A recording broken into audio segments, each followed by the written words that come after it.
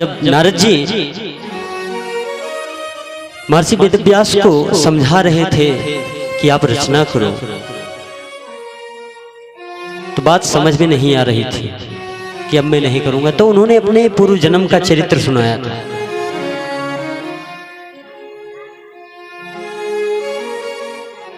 ध्यान से सुनना बंधु, अगर कथा में ध्यान इधर उधर हुआ तो कथा विस्मरण हो जाएगी। ध्यान ही विशेष है, सावधानी हटी दुर्घटना घटी। तब नारद जी ने व्यास जी को संतोष देने के लिए अपने पूर्व जन्म का चरित्र सुनाया था कि व्यास जी आप क्या जाने भगवान कैसे कृपा करते हैं। पता है मैं पूर्व जन्म में दासी पुत्र था। मैं बहुत छोटा था तो मेरे पिताजी चल बसे। अम्मा जी कहाँ जाएं, कैसा जीवन होता है एक विधवा स्त्री का समाज में, सभी लोग जानते हैं। अब कोई कमाने वाला नहीं, जीविकोपार्जन करने वाला नहीं, तो अपने पुत्र को गोद में लेकर एक संत के आश्रम पे गए। बोले महाराज कुछ सेवा अगर मिल जाए तो हम सेवा करना चाहते हैं, और मेरे पति तो रहे नहीं, बच्चा है, बच्चे का पालन पोषण करना है, आप ही कोई छोटा सा काम दे दीजिए, मैं जो भी काम आप लोग देंगे मैं कर लूंगा। संतों के मन में दया आ गई। वास्तव में संतों का हृदय बड़ा कोमल होता है। संत हृदय नवनीत समान। नवनीत माने होता है मक्खन, मक्खन के समान कोमल होता है बंधु। पिघल गए महात्मा, बोले अरे बेटी चिंता की क्या बात है, हम इतने ऋषि हैं, अंदर जाओ अंदर जाओ, वो गुरु पत्नियां हैं ना उनके पास जाओ, आपको कोई काम दे देंगे, और चिंता मत करना, सेवा करना, भजन करना और आराम से रहना, यहाँ किसी चीज की आपको तकलीफ नहीं होगी।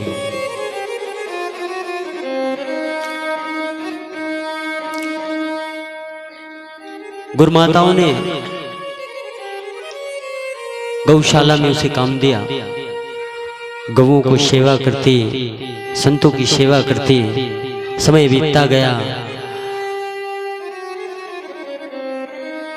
और उस आश्रम में कभी न कभी कोई न कोई महापुरुष संत आते, सत्संग करते, प्रवचन करते, तो उन्हीं संतों के बीच में वो दासी पुत्र जिसका नाम था रामदास, नारद जी के पूर्व जन्म का क्या नाम था, रामदास, संतों के बीच में बैठता, प्रभु की कथाओं को सुनता, उनके चरित्रों को सुनता। धीरे धीरे धीरे धीरे उसके मन में वैराग्य आता गया कि छोड़ो, दुनिया का झंझट कुछ है नहीं, दुनिया में सब माया है। हाँ? मन संसार से अलग होने लगा। एक बार संतों की मंडली आई तो अपनी इच्छा व्यक्त की नारद जी ने। रामदास के रूप में थे, बालक के रूप में। बोले महात्मा ने एक बात पूछूं? बोले पूछो बेटा। बोले मुझे भी साधु बनना है, अब मैं भी दुनिया के चक्कर में पड़ने वाला नहीं, मुझे भी ले चलो ना अपने साथ। बाबा जो आप सेवा देंगे मैं वो सेवा करूंगा, लेकिन मुझे अपने साथ ले चलो। बोले बेटा ले तो चलता, लेकिन तुम्हारी माँ गुस्सा हो जाएंगी, क्रोध में आ जाएंगे, और फिर माँ है भी, माँ की सेवा करो, समय आएगा तो तुम चले आना। अब प्रबल इच्छा थी, प्रबल वैराग्य था। तो बोले तब महाराज क्या करूं मैं? बोले तब तक आपको हम मंत्र दे देते हैं, उसी मंत्र का जप करो, माता जी की सेवा करो, और जब माता जी नहीं रहेंगे तो साधु हो जाना। अब मंत्र पा गए, उसी मंत्र का जप करते हैं, खूब जप करते हैं, मंत्र में निष्ठा आ गई। और जब निष्ठा आ गई तो मंत्र सिद्ध हो गया। मंत्र कैसा भी हो, यदि उसमें निष्ठा नहीं है तो वो सिद्ध होने वाला नहीं है। इसलिए भगवान कहते हैं मंत्र चाप मम दृढ़ विश्वासा, मंत्र चाप मम दृढ़ विश्वासा, मंत्र जाप मम दृढ़ विश्वासा, मंत्र जाप मम दृढ़ विश्वासा, मंत्र जाप मम दृढ़ विश्वासा, मंत्र जाप मम दृढ़ विश्वासा, पंचम भजन सो वेद प्रकाशा, पंचम भजन सो वेद प्रकाशा, छठ दम शील विरता बहु कर्मा, शील विरता बहु कर्मा, निरत निरंतर सजन धर्मा, निरत निरंतर सजन धर्मा, निरत निरंतर सजन धर्मा, निरत निरंतर सजन धर्मा, सजन धर्मा। क्या बात कही पूज्यपाद तुलसीदास जी ने, कुछ छोड़ा ही नहीं। रामायण की आरती गाते हैं हम सब लोग, चारों वेद पुराण अष्टदश छहो शास्त्र सब ग्रंथन को रस, मुनि जन धन संतन को सर्वस, सार अंश सम्मत सब ही की। चारों वेद, 6 शास्त्र, 18 पुराण, इनका रस है रामचरितमानस। मुनि जन धन संतन को सर्वस्व, और या मुनि लोगों का सर्वस्व है। राम जी का चरित्र, राम जी की कथा। तो जब तक मंत्र में दृढ़ विश्वास नहीं होगा तब तक मंत्र सिद्ध होने वाला नहीं है। नारद जी को मंत्र में दृढ़ता है, मंत्र भैया सिद्ध हो गया। अब मन में कामना है कि माता जी कब ऊपर जावें और कब हम साधु बने। कोई सोचता है हमारी मां मर जाए, लेकिन वैराग्य है कि माता जी से छुटकारा मिले और फिर हम घर छोड़कर जाएं। और माता जी सोच रही हैं कब विवाह करे, हाँ?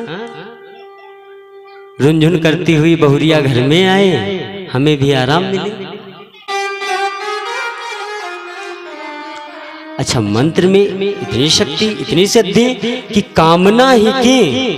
सोगले दिन मां जा रही थी, सर्प ने दंश दिया, दंश मार दिया, डस लिया, मृत्यु हो गई।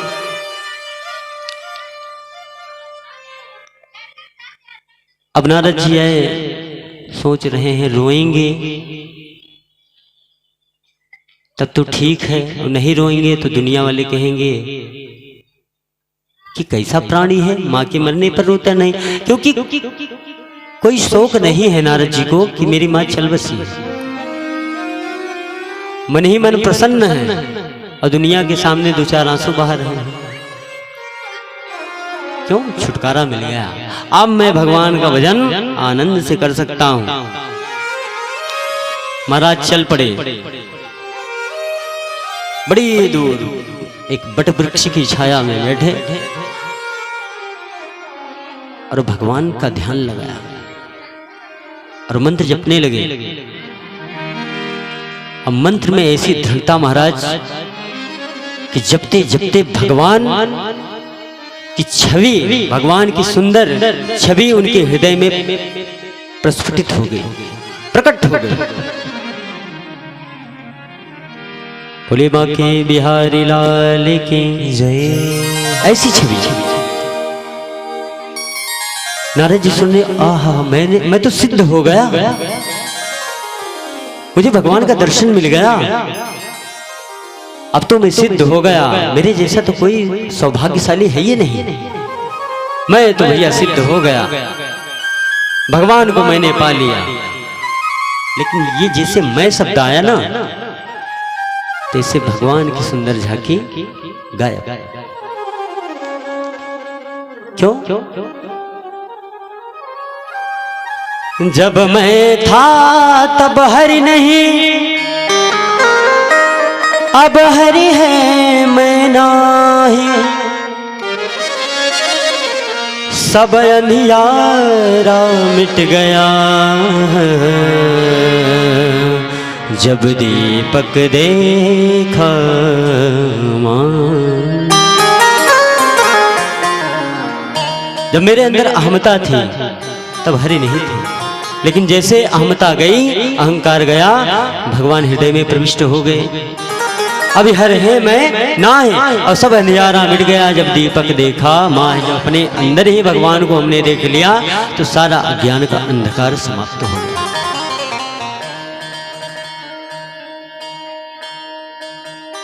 भगवान की झांकी गायब, बड़े परेशान, छटपटाने लगे, क्योंकि भैया बांके बिहारी लाल की छवि देख ले कोई, और बांके बिहारी जी गायब हो जाएं तो जीव क्या करेगा।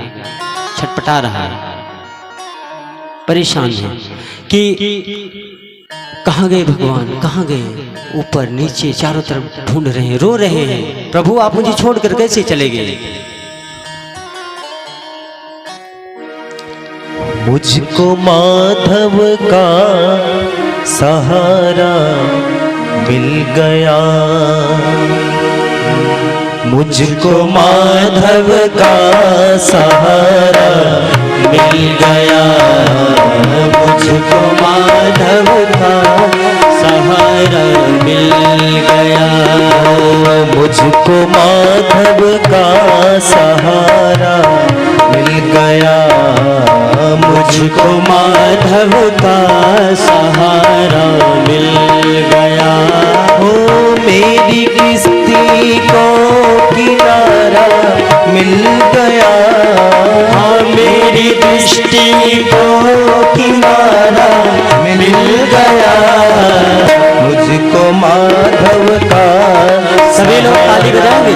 मिल गया, मुझको माधव का सहारा मिल गया। जय हो।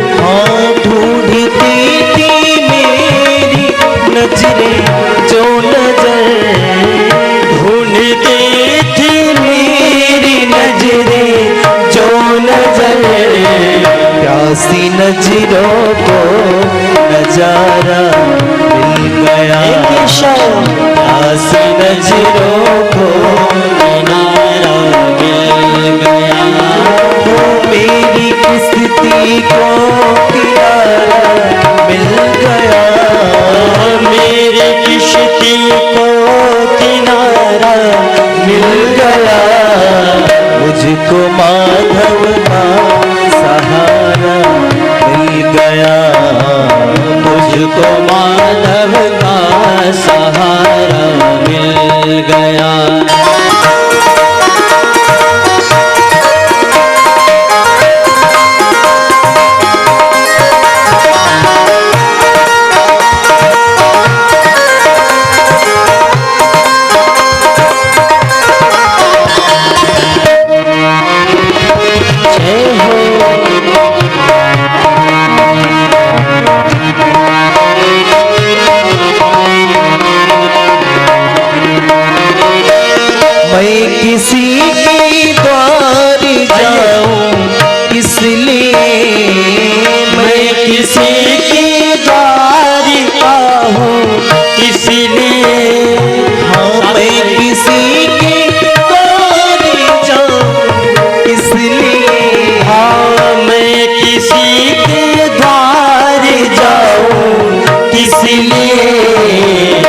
मुझको मोहन का द्वारा मिल गया, मुझको मोहन का द्वारा मिल गया। मेरी किस्ती को किनारा मिल गया, मेरी किश्ती को किनारा मिल गया। मुझको माधव का सहारा मिल गया, मुझको माधव का सहारा मिल गया।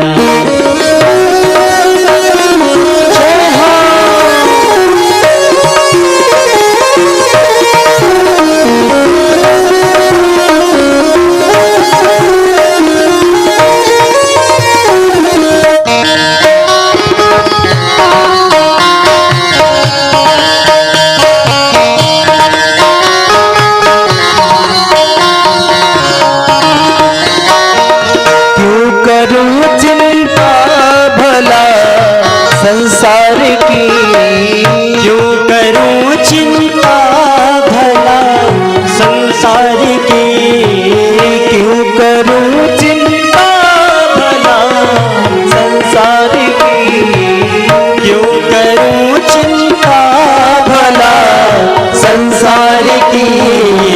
उसकी रहमत का इशारा मिल गया, उसकी रहमत का इशारा मिल गया। मेरी किस्ती को किनारा मिल गया, मेरी किश्ती को किनारा मिल गया। मुझको माधव का सहारा मिल गया, दोनों हाथ उठा के मुझको माधव का सहारा मिल गया। मेरी किस्ती को किनारा मिल गया, मेरी किश्ती को किनारा मिल गया। मुझको माधव का सहारा मिल गया, मुझको माधव का सहारा मिल गया। मुझको माधव का सहारा मिल गया। मुझको माधव का सहारा मिल गया। बोलिए श्री कृष्ण चंद्र भगवान की जय। राजा रामचंद्र की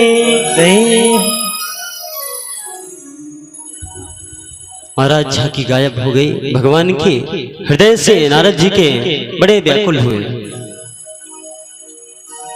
आकाशवाणी हुई, परेशान मत हो, अभी तुम्हारे कुछ संस्कार शेष रह गए, इसलिए जब तुम्हारा दोबारा जन्म होगा पुनः, तब मैं तुम्हें प्राप्त हो जाऊंगा। महाराज कई वर्षों तक भगवान के ध्यान में मग्न रहे और अंत में प्रलय में महासमुद्र में ये सृष्टि लय हो गई। प्रलय आई, अनंत समुद्र में ये सृष्टि लय हुई और जब पुनः दासीपुत्र रामदास का जन्म हुआ तो ब्रह्मा जी के पुत्र नारद के नाम से विख्यात हुए। बोलिए नारद भगवान की जय। जिन्हें संतों की कृपा से उनके जूठन प्रसादी से शीत प्रसाद को खा करके, जो संतों का जूठन होता था ना, नारद जी उसको खाते थे।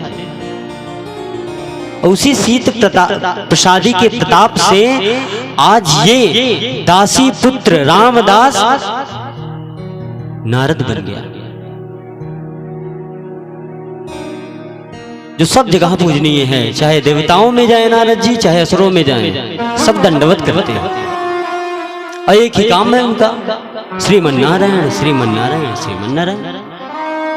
भगवान का मन ही नारद है। जब कोई लीला रचनी होती है तब नारद जी पहुंच जाते हैं। कहीं गड़बड़ करना हुआ कहीं अच्छा करना हुआ, नारद जी तुरंत आ जाते। क्यों? क्योंकि भगवान के मन है नारद। तो इस प्रकार से व्यास जी को संतुष्ट किया। और जब व्यास जी के पास श्री सुखदेव जी महाराज आए, व्यास जी ने समस्त श्रीमद् भागवत का ज्ञान अपने पुत्र श्री सुखदेव जी महाराज को सुनाया। महाराज परमहंस हो गए और यही ज्ञान राजा परीक्षित को सुनाया, जिन्हें श्राप लगा था 7 दिन में मरने का।